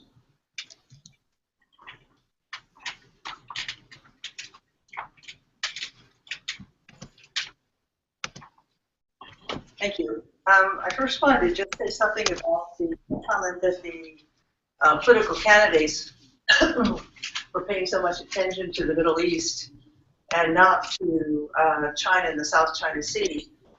I think this is explainable in part because the islands are pieces of rocks and territory that don't involve a large number of people. Haven't been a large number of deaths involved in these conflicts. Whereas in the Middle East, we have a constant military presence by the United States, and a lot of people have died, and there are literally millions of migrants. So I think that's one of the reasons that it doesn't rise to the forefront of American thinking about China. When the average American thinks about China, they're often thinking about trade, trade competition, loss of jobs, or something like that. They're not thinking about the South China Sea. I've been asked to talk about the Boston Global Forum's framework for peace and security that is posted on the website. I think it's an excellent document on its 4 major points, which is respect for international law, mutual respect among affected countries, regional interdependence and multilateralism, plus ideas of economic development, a code of conduct, and more confidence-building measures in the area. But I have some problems with it when it comes to the statement that the United States military presence in Asia needs to be expanded, and of course that's what everybody is talking about today. So I'm the last speaker. I should have been one of the first, and everybody could have railed against me. I want to just conclude by looking at trying to understand China from the perspective of if you're sitting in Beijing rather than in London or New York or Washington, the world looks quite different. East Asia looks quite different. China is about the same size as the United States, but unlike ourselves, it has close to 20 countries on its borders. And it is also a country that is fully aware of what the United States has done in the world, how it sometimes uses human rights policies to justify intervention, and it's also aware of our policies, our NATO policies of expansion, after promising that we would not continue to expand NATO to Russian borders. We have, in fact, done that and tried to do more of it. Furthermore, the Trans-Pacific Pact feels, if you're in Beijing, a lot like part of a new containment policy for China. And China is also aware that that the United States has ignored other kinds of developments in the South China Sea and the East China Sea, but it treats China's actions doing the same thing, it comes down hard on them. So in the South China Sea, after 2002, when China honored the Code of Conduct Agreement permitting only joint drilling in disputed waters, ASEAN countries drilled hundreds of wells in disputed waters, and the United States said nothing. But when China did it, we spoke out, as Bill Overholt has pointed out in great detail.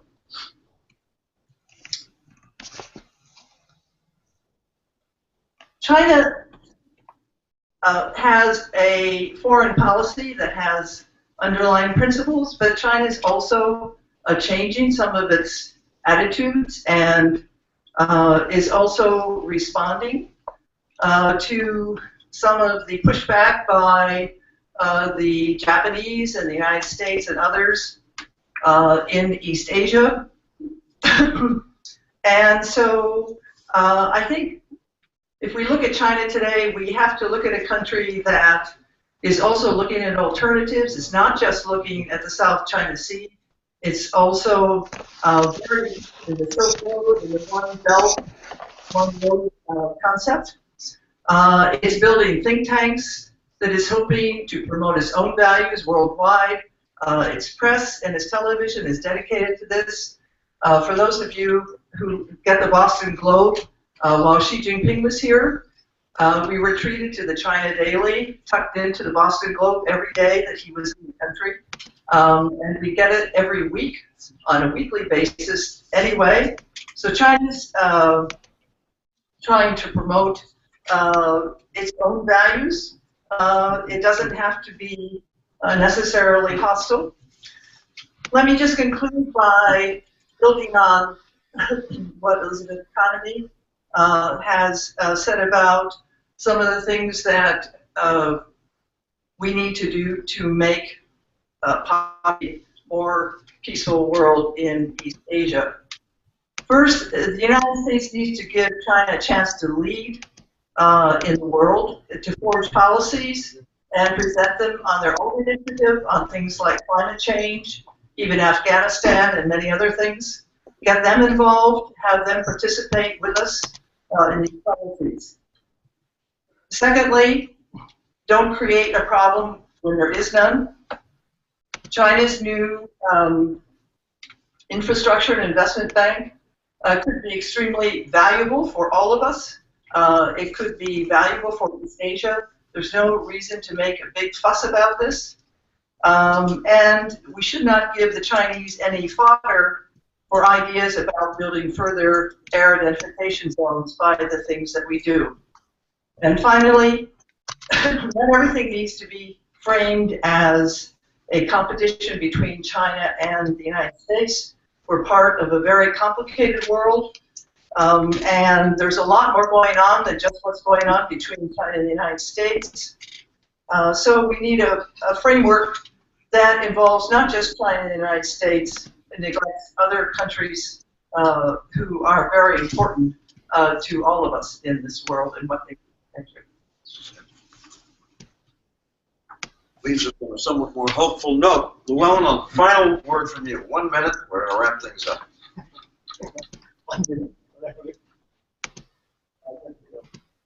If I can do this in 1 minute, I will be a great celebrity and very popular. I'm a private pilot. I don't fly these days, but I spent many years flying airplanes. And there's one thing that's a truth, that if you see an object in the sky and it is getting larger but remains stationary, you are on a collision course. My wife, who was sitting over there, we were flying up in Maryland once, and she said, "Didn't you say to me things get bigger on the horizon?" I said, "Yes." She said, "Well, those four airplanes are getting much bigger." The answer to that is you brake. Ideally, both parties brake. Both aircraft brake. There's no collision.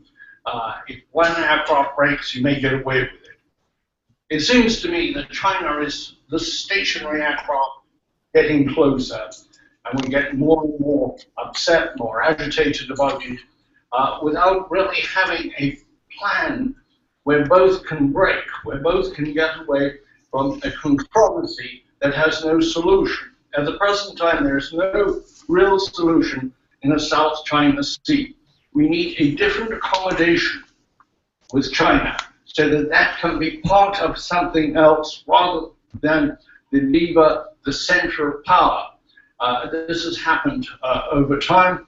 I think that part of what we can do is to seek a larger negotiation with China. We also should seek many other deals with China, but not to concentrate exclusively on the current situation in the South China Sea, to get around it so that we give something else to China, or we do a deal with China of greater interest to China than expanding the islands in the South China Sea.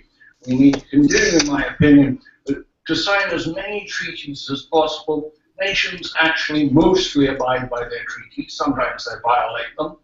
I think we need an accommodation with China, and I think it's a very difficult situation to come to any sort of accommodation because of an asymmetry that exists in information. I'm glad it was mentioned. I spent a lot of time working on situations in South Africa. And one of the problems there was not that the press was controlled by the government, but certainly there were not enough ideas. There were more ideas about the future of South Africa in Cape Town, in London and Washington than there were in Cape Town and Pretoria. This is a situation exacerbated. We have state control of the media. China has been accelerating nationalism. It has been stirring up its people with a single point of view. This is very bad. The last point I would make is that it is absolutely excellent that we communicate with the Chinese on every level. And joint military exchanges are very valuable. I spent a lot of time in the nuclear weapons arena, and one of the truths there was that right through the Cold War, we shared information about weapons with the Russians. We shared insensitive explosives for detonation. We shared better fail-safe switching. Many levels of cooperation between great nations are necessary, and new accommodations and new ideas to get us over and past old sticking points. And I do agree that South China Sea is one enormous and potentially dangerous sticking point. Well, we've had a very lively discussion, folks. Thanks to all of you, both here and around the world. I happen to be an optimist about these kinds of things. China's a young, obviously aggressive, at the same time interesting place. They're finding that the world economy doesn't always behave the way one would like it to. They're gonna have their issues as they move forward. But I don't think there's anything about this relationship that can't be resolved by continuing dialogue, by trying to create the kind of framework that this forum has proposed. And as a guy who's now a few weeks away from his 82nd birthday, it's a better world today, folks, than it was back in my youth. And we just got to keep working to make it better. Anyway, thank you all very, very much.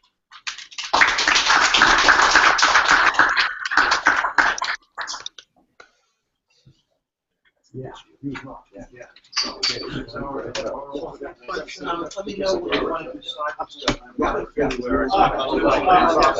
You express that.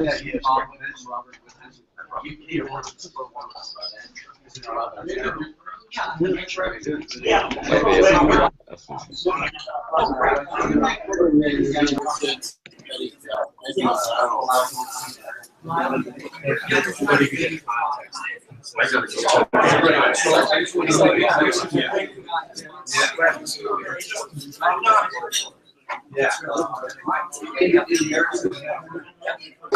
So you're already plugged into the right.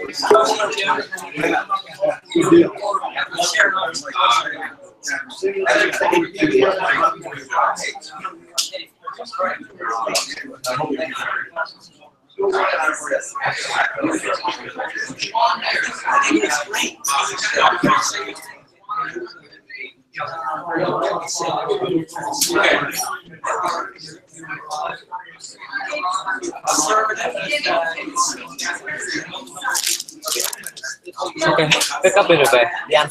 Thôi về cho ăn cầm cái này khỏi.